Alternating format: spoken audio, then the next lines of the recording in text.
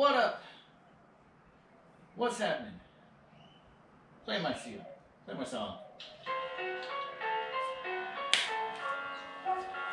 What's going on? Oh, let me get these bikes out of the way.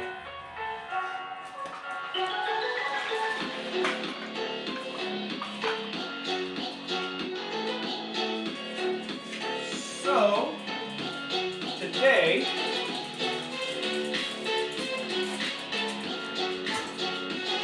today's Thursday, right? I think today's Thursday.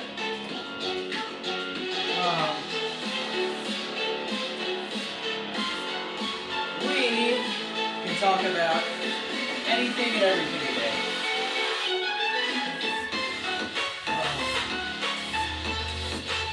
This week, we've been focusing on the axe kick, and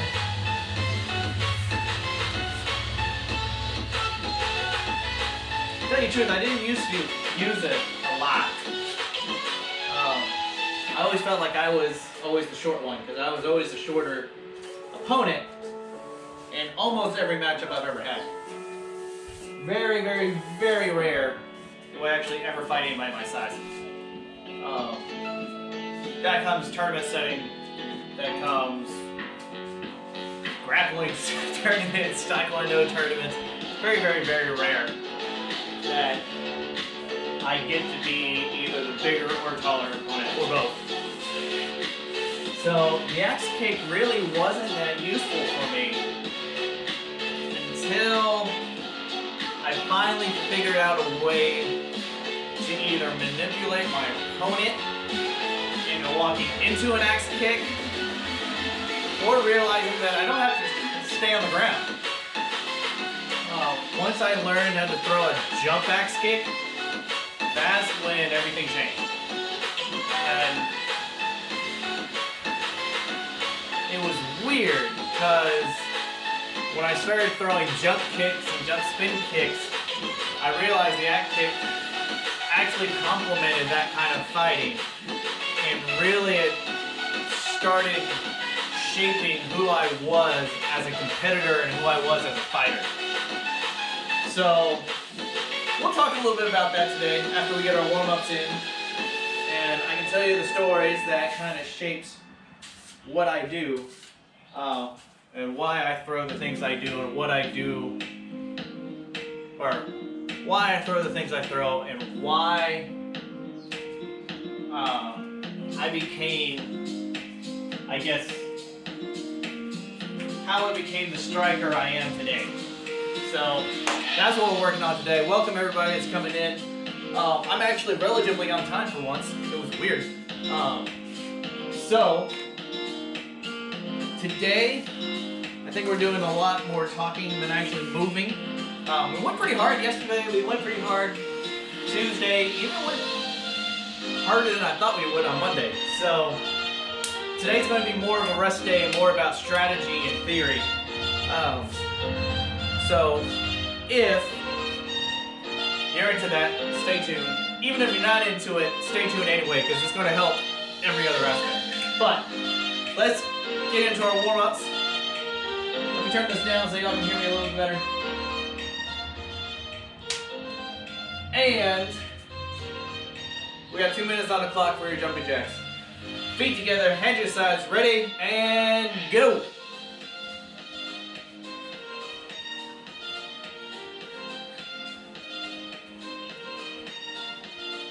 Yeah, the axe kick. I always like throwing it. It made me laugh. It makes me laugh if I hit somebody with it. I won't lie. I'll tell you why in a little bit.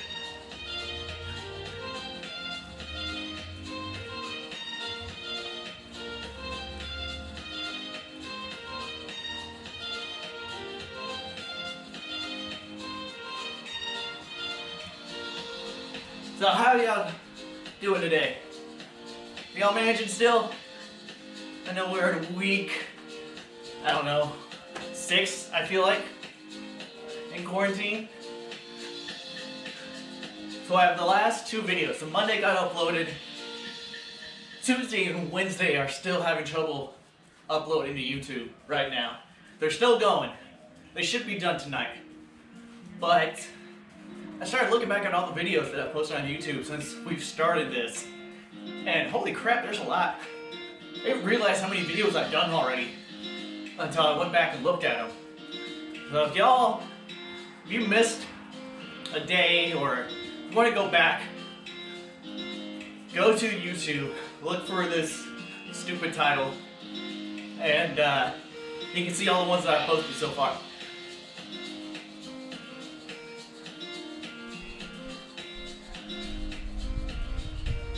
Keep going, guys. You got 20 seconds.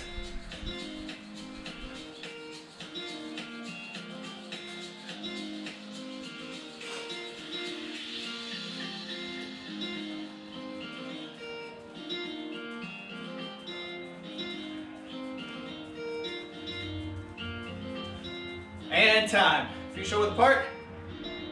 Down to your left. Let me get to where I can see you guys. Wow.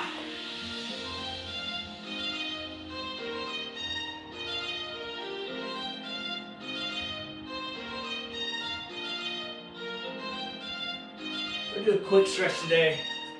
Other side. Just so we can stretch. I don't know if you guys saw yesterday, but my son decided to use me as a doodle bear. He colored, and they were supposed to be washable markers. But apparently red soaks in a little bit better than any other color, so I still have a little bit of red. It looks like I've been bruised, like around my toes and right, especially around my knees. I don't know why my knees. Go in the middle. It's kind of funny. He wanted to draw me again today, and I told him no. He got mad.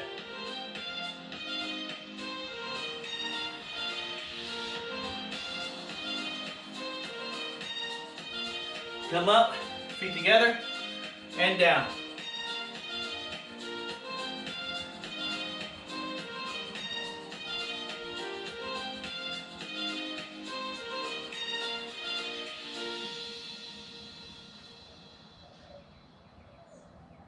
Come up.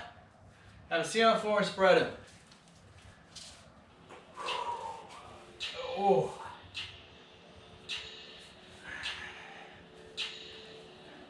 And pick a leg, go down, go with both hands.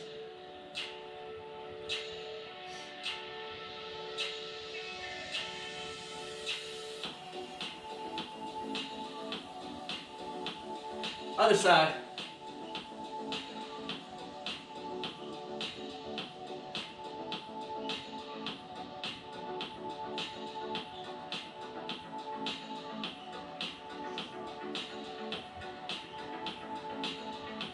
Up to the middle.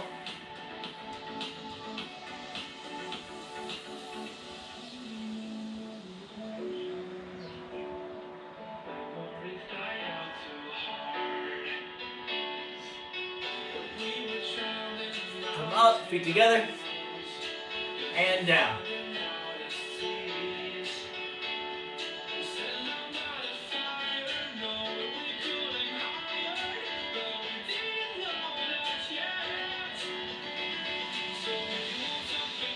Heels off the ground.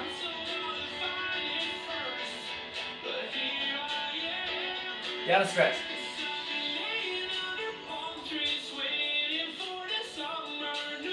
Heels off the ground.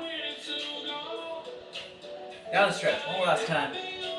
Keep going over your feet, or over your feet. Keep stretching, up, butterfly. And push.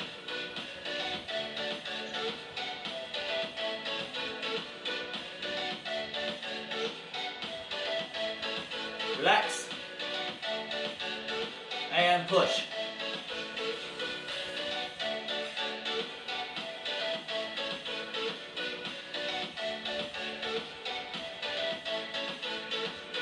Relax. One more time. All right. Let's get into this. Let's warm up. Let's go through our warm-up rounds, and then we'll talk. If you guys have any questions, if y'all want to see something if y'all want to throw any kind of like what if questions, what if scenarios, let me know, because if not, I'm just going to be talking aimlessly. But I want to make sure that you guys, I'm helping.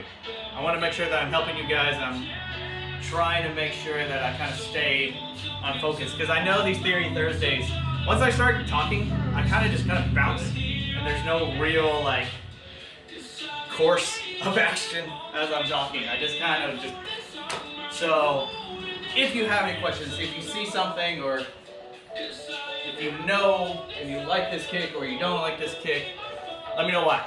And then we'll try to explain what's going on. So, first off, we're gonna warm up. We got 6 rounds. Just to loosen up, and then we'll get right into it. 6 rounds, 1 minute, 15 seconds in between. Let's say hi to everybody that's going in. What is it? Bobby's here, Judy's here, Candace, Chaz, what's up, buddy? Eli, what's up, brother? Okay, here we go. Put your right foot out, put your left foot out, doesn't matter. Hands up, shoulders off to the side, 1 second. First round, jab, cross, throw that leg straight. All we're doing is trying to loosen up our hips. Ready? And go.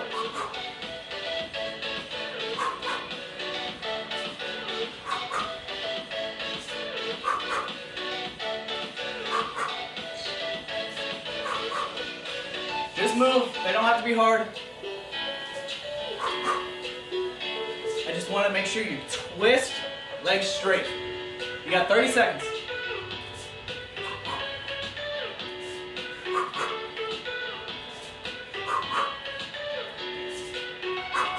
$20 seconds. Get your leg a little higher. Every kick you go, stretch out the back of your leg.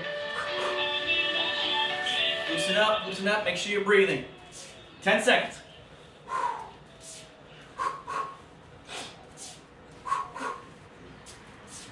Three, 2, 1. You got 15 seconds, change sides, keep moving around, get loose. Same thing, jab, cross, now you're using your other leg. Make sure to get that good stretch. Don't overextend it, but get as high as you can go. All we're doing is warming up and hitting those hips. And go.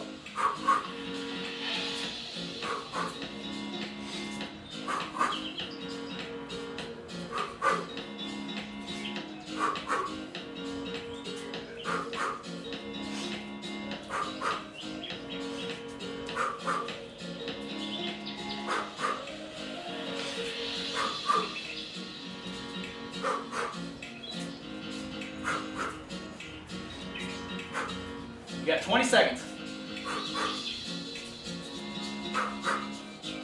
Make sure you're breathing in and out. Each strike out through your mouth. Don't bite your tongue, don't stick out your tongue. 7 seconds. 3, 2, 1, and relax. Next round for 30 seconds. Jab, cross, knee up and around. Like I said, all we're doing is loosening up our hips, trying to get to where our blood is flowing again. Move it around, make sure everything's loose. Here we go. 3, 2, 1, go. Jab, cross, knee up and out. All the way up as high as you can get it. Big circles in and out.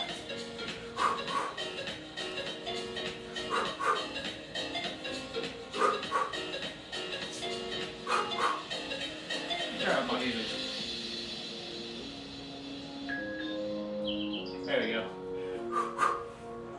I need to get a new speaker. I feel like that's starting to wear down on me. 30 seconds. Legs straight out now. Jab, cross, big circle around. Keep those hands up. Elbows in.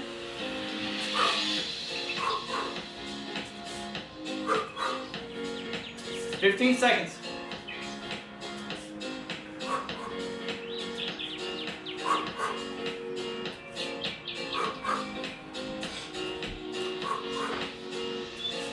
Three, 2, 1, and relax. Other side, same thing. Jab, cross, knee up, and out. Keep moving. Relax those legs. Here we go. And go. Jab, cross, knee up and out.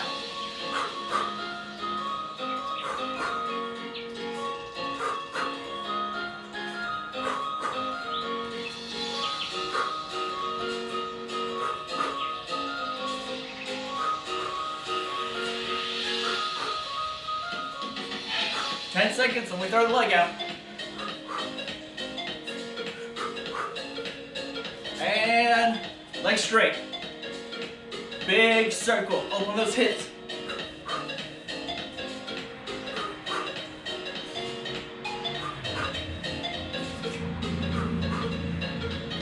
"15 seconds.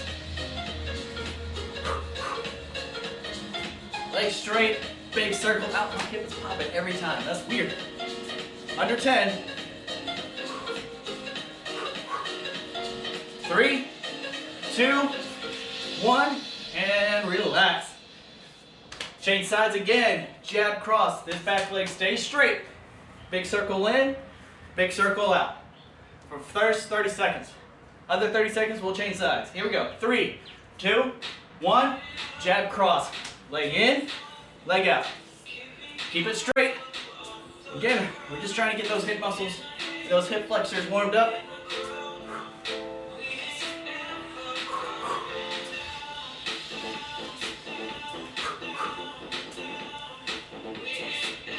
"10 seconds. We switch sides.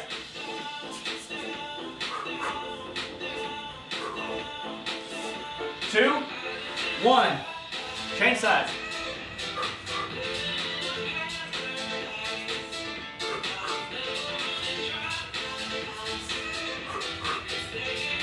"20 seconds to go.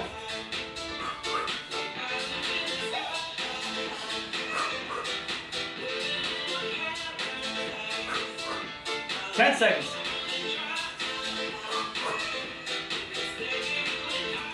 3, 2, 1, and relax.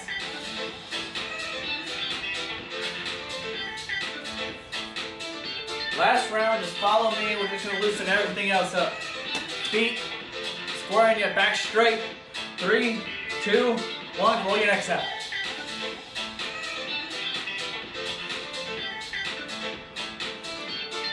Other way.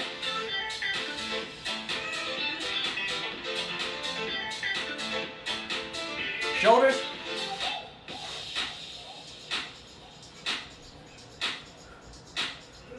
Forward and back.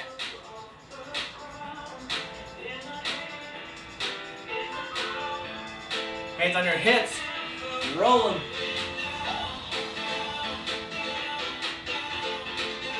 Other way.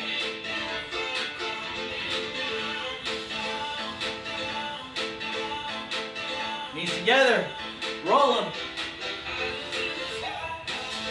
Other way. Forward and back. And relax. Get your water if you need it while I figure out where we start with the axe kick. So,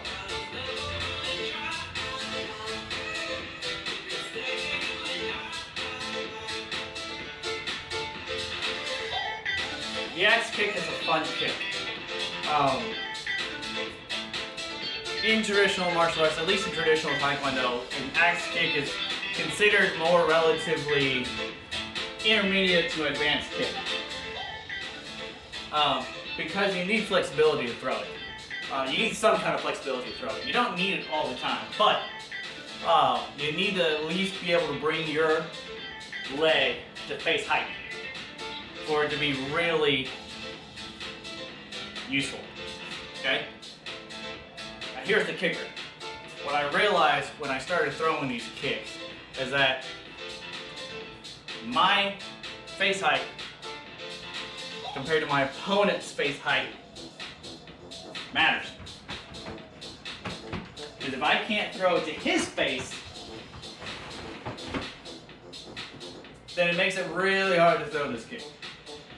Right? even if I throw it at my face level, I'm really only getting the dude's chest, right? So that kind of expanded my thought process on how to throw not just this axe kick, but any of the traditional kicks when you're going against bigger opponents. You can either, one, stay low and aim for the shots that are given to you. However, if you're going against somebody that's actually somewhat technically savvy when it comes to striking and when it comes to boxing or kickboxing, finding a taller opponent is tough because you have to get past their arms, you have to get past their legs, and the taller they are, the more limited your strikes are. If you stay within your realm of comfort. So if you like to throw a jab, a cross, a roundhouse, a side kick,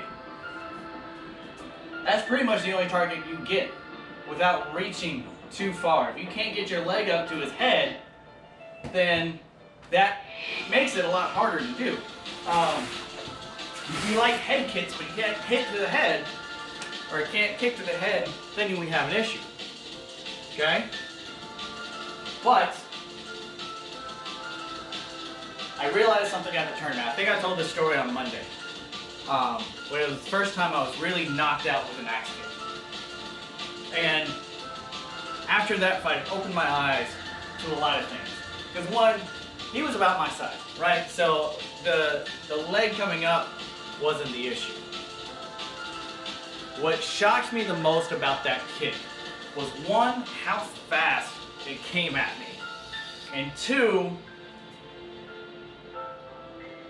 how high it looks coming at me. Because, I mean, this kid threw this kick with his knee on his shoulder. What looked like his knee on the shoulder. What I didn't realize later was that he was actually jumping. So he actually went vertical to throw this kick. And that's when I realized that if I become vertical and I can figure out how to keep most of my power intact behind the kick, that just opened up a whole new realms of targets for me. So there's one thing you have to realize when it comes to throwing kicks, throwing jump kicks, doing these crazy acrobatic stuff. Two things. Gravity always wins, for one. And two, it takes a lot of energy to keep that kind of pace up when you're throwing jump kicks or spin kicks. So think of it this way. It takes X amount of energy to throw a punch, right? Oh, am I lagging? There we go. Sorry, I'm watching my stream too. It seems like it's getting kind of jumpy.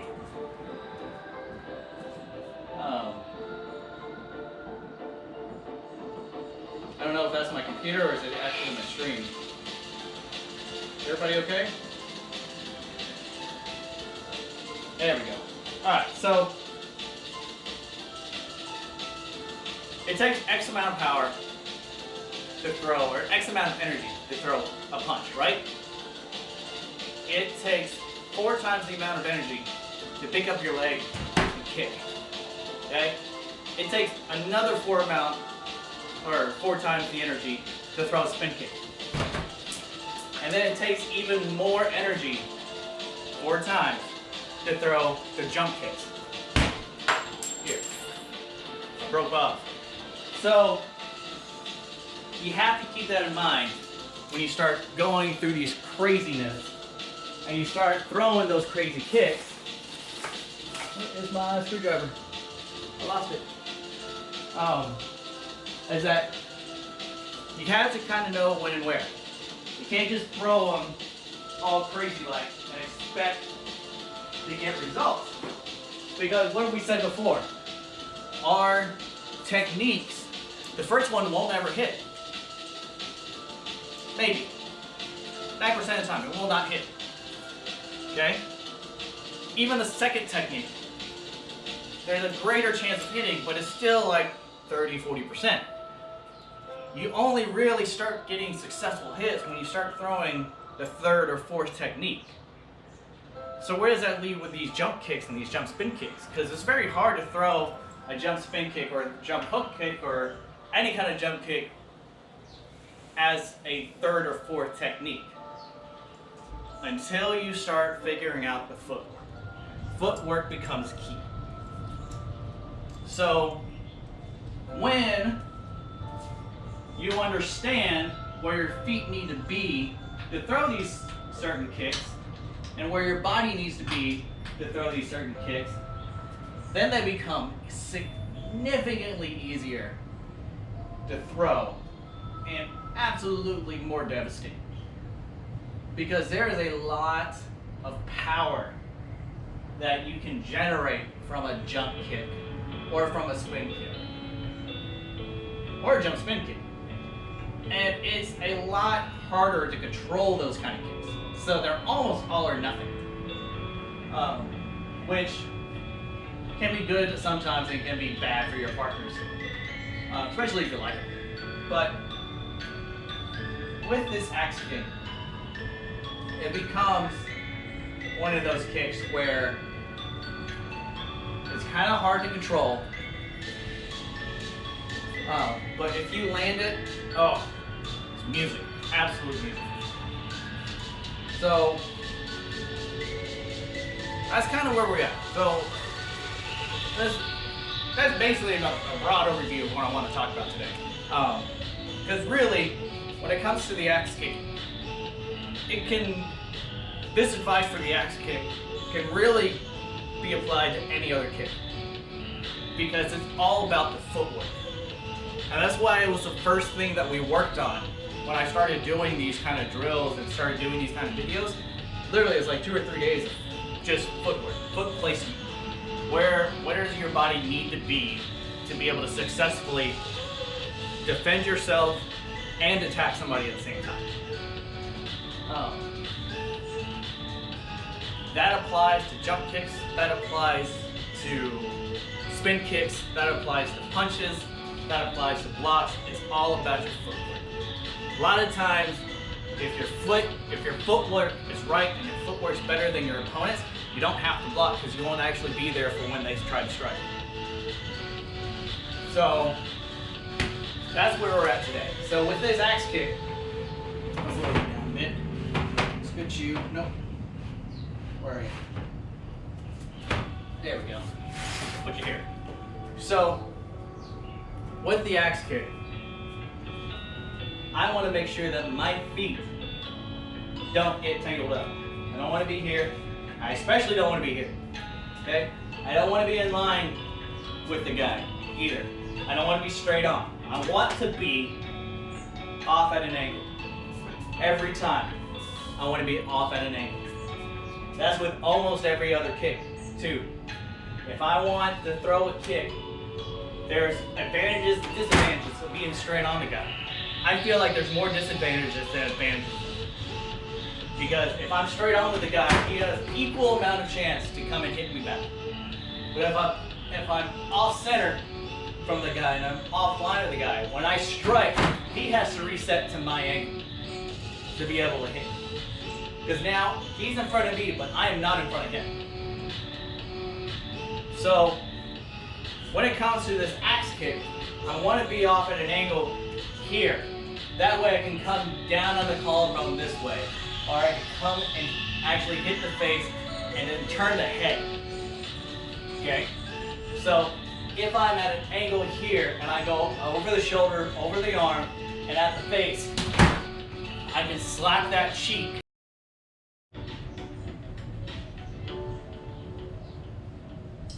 Knew it was going to be an issue today.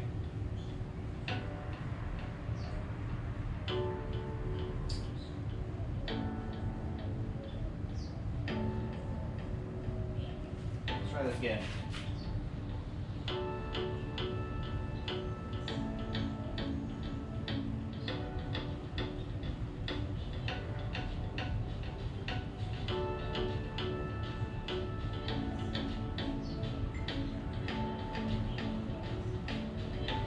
All right, we back? We back.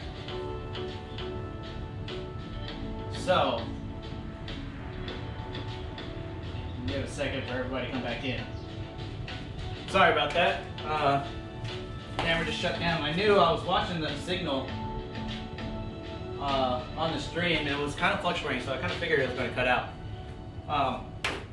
But we're back. I try to keep it a little bit shorter than usual, just because the camera did feel a little warm. Usually when it goes off like that, it just shuts the whole thing down. That's why I know it overheats. This time it just cut off the signal. So I think that was more of an internet issue than anything. So where was I? I don't even remember. I'm talking about the X. Oh, stepping off line. Stepping off line for the kick. So I don't want to be online with this guy, right? Especially if I'm throwing something with my foot higher than my waist. Okay, that's a big, big thing for me. Is that I like to kick high. I also have great bounce comparatively to most people walking around. I basically feel like I was born to just stand on one leg. So when you throw kicks higher than the waist, that actually puts your body more off balance than anything else that you could do. Okay, leaning backwards, it's okay. If you have 2 feet on the ground, you can still bounce. Your body fights gravity automatically, right?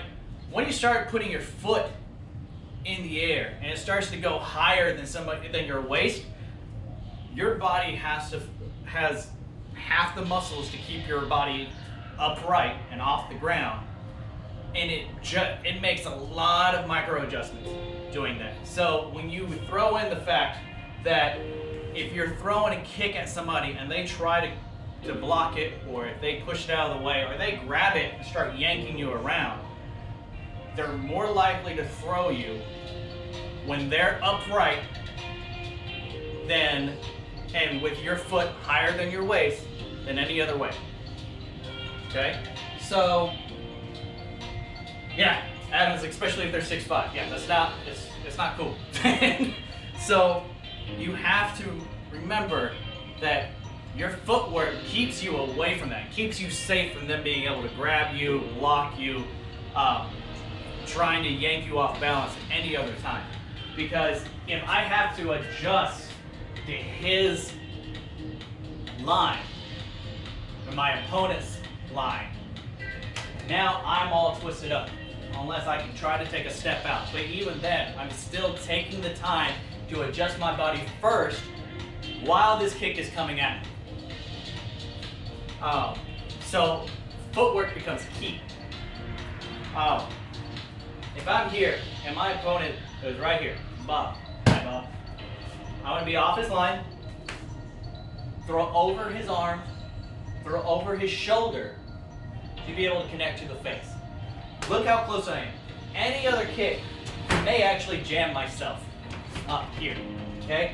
But with this axe kick, I can actually get a little bit closer as long as I have the flexibility to go up and over.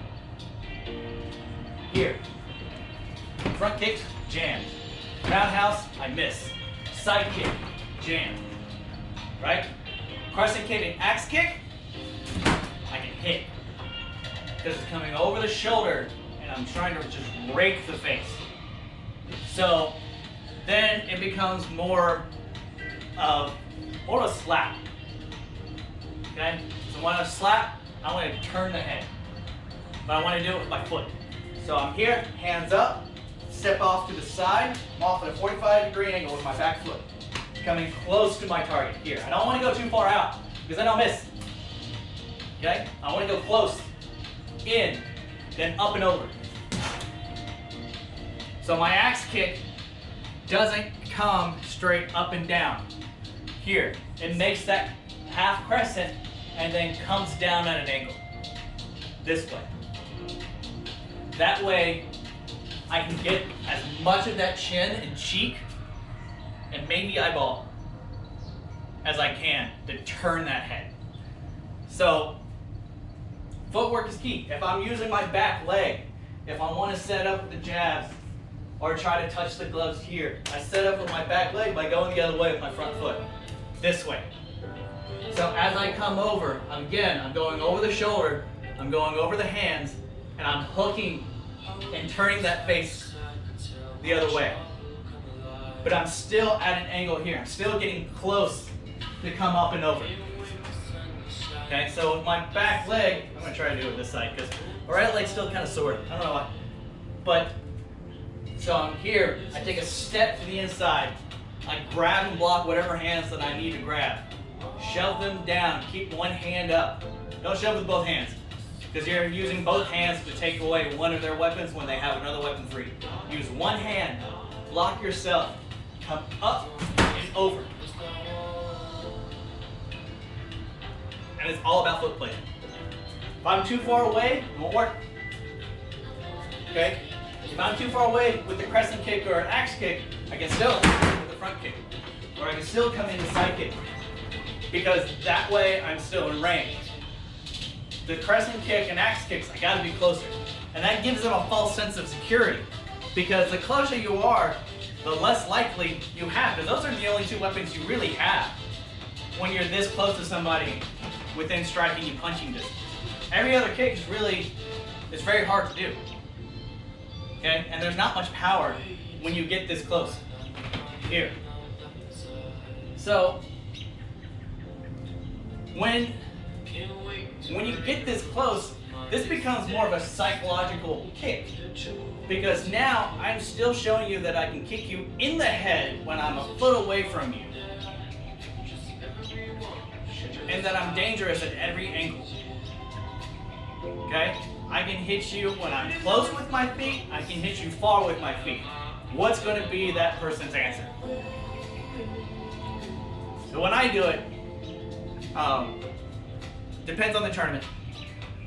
Depends on what kind of fight it is. Depends on what gym I'm at. Good majority of the time, I force the people to try to grapple with me.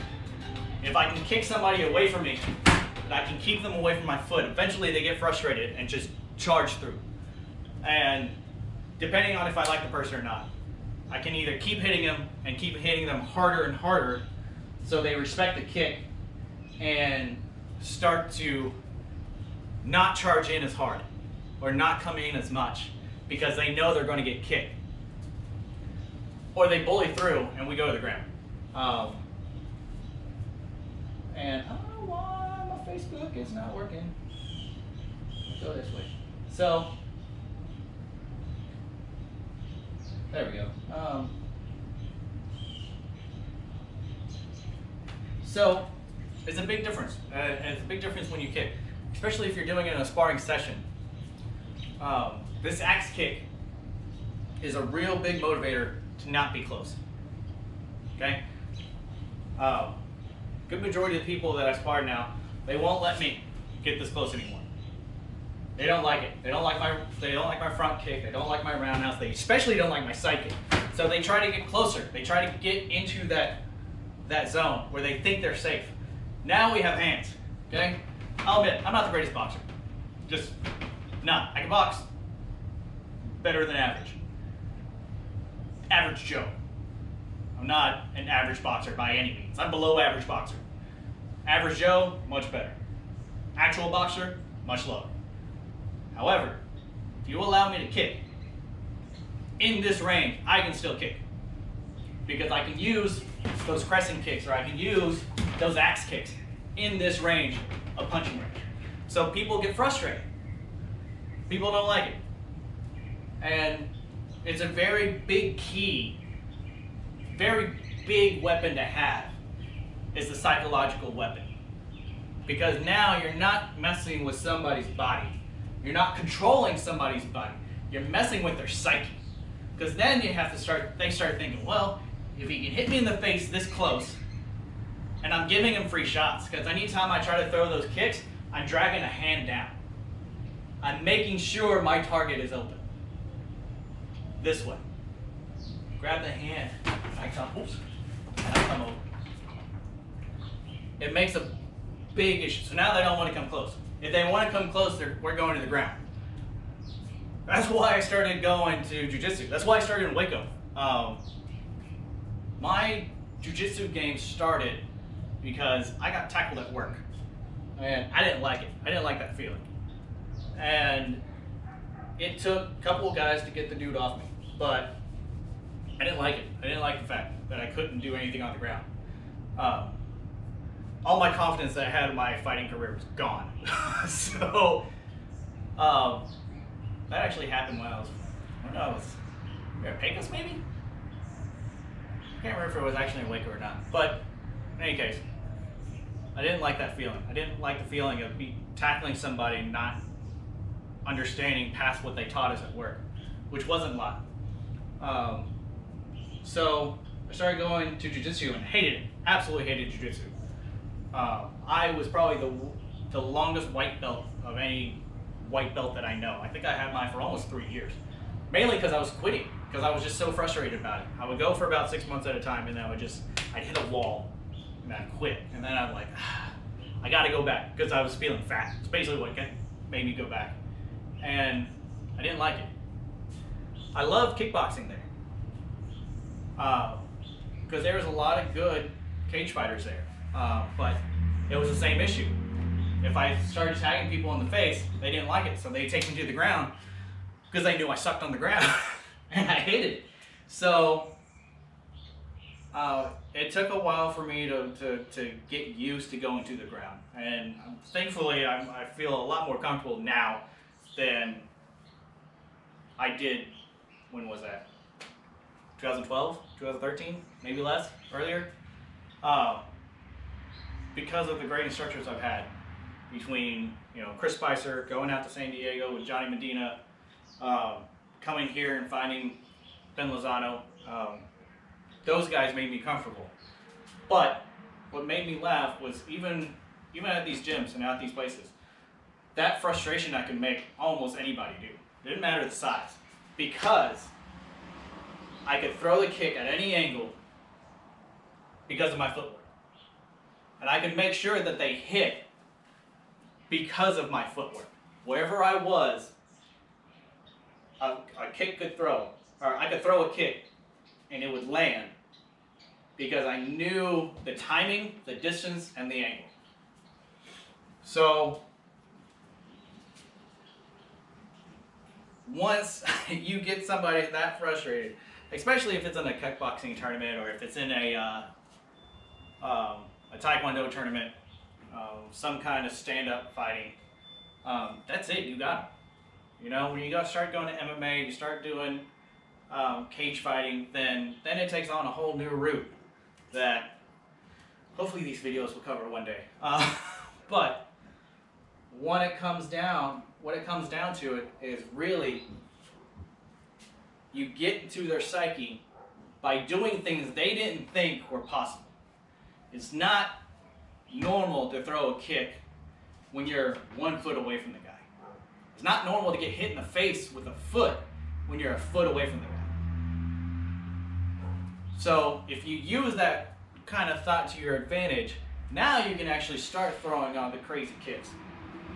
Now they get, all right, so I can hit him from here. I don't want to be from here. I want to be farther away, charge in, get my strikes, come back out. Charge in, get my strikes, come back out. Get away from that foot, stay away from the foot, don't let that foot do any damage. Get in, get out, right? So then you start changing your mindset. You start changing your angles. Okay? So now my footwork's great, but now I can start throwing the crazy kicks. Now the spin kicks come into effect. Now you start to get a little fun. Okay? If you want to throw a butterfly kick to the guy in a fight, it's possible. It's possible to land. I do it all the time. And it's fun, because you set up with the roundhouse and you come back with the spin kick. That's all a butterfly kick really is. It doesn't look as fancy as the great wushu butterfly kick, but that's a butterfly kick, a roundhouse jump spin kick, or a jump hook kick. And you start throwing different speeds, you start throwing different angles. Now you have a fight plan that is completely unpredictable even to you. And that's where we want to be. You don't want to be predictable in a fight. You don't want to have the same 4 moves in a fight. You don't want to have the same 4 blocks. You don't want to have the same 4 reactions. You want to be unpredictable. So by me showing you guys all these different kicks over these past couple of weeks, all I'm trying to get you is more tools to be able to throw in your box for you to become unpredictable. Learn how your body moves as you chain these kicks and combinations together, and go and surprise your world, surprise yourself. That's basically what all these are for. Lots of people don't like throwing kicks in a fight because it takes so much energy. They do.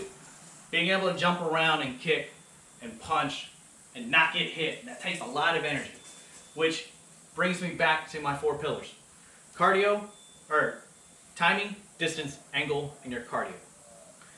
So, that's what everything boils down to in a fight. That's what everything boils down to with the axe kick. And really, it technically boils down to every other aspect of sparring. Whether it's ground fighting, whether you're grappling, whether you're doing MMA, a cage fight, taekwondo match, a boxing match, everything comes down to timing, distance, angle, and cardio. That's all I have, guys. That's basically all I have for today. Y'all have any questions? I know I can be kind of talking a lot. My nephew's calling me now. Let me know if you have any questions. Let me know if y'all have anything odd to say. If y'all want to see anything kind of weird. I know I talked a lot, but that was basically the meat of it. When it boils down to any kick, all comes about your foot placement. And when it comes down to your footwork, it comes down to the angle of your feet. The angle of your opponent, the angle of your attack. If you can mix up more angles in a single combo, as in it's like a different combinations, right? So just, front kick, punch, punch. That's all just one angle, okay? If you can mix up the angles, front kick, hook kick, or hook punch, change levels, different angles, different points of attack, then you have a greater chance of striking. The more strikes you can get, the more chances you actually are to win the fight. That's it. That's all I got today. So, I'm almost done. I'm almost done now. Anybody have any questions? If not, then guys, tomorrow is our Freaky Friday. That's more cardio to end the week. And then I believe tomorrow starts the one-man punch challenge. I don't know if you guys want to come in on this journey or not. I'm trying to figure out a way to videotape it still. It's going to be kind of weird. It's going to be kind of hard. But what I want to try to do is maybe do a time-lapse. Maybe I'll do a time-lapse video of it first day and see what happens. See if I even make it, first of all, because I haven't ran 10K in a while. So, guys, what was I saying? Gyms, sadly, are still closed for most of us. I think for all of us, maybe. But things are starting to open up. So all I can say is be careful out there. Stay safe, stay healthy, stay fit. Guys, I'll see you tomorrow, 5:30. Peace out. Love you all. Class dismissed. Hey! Fun times.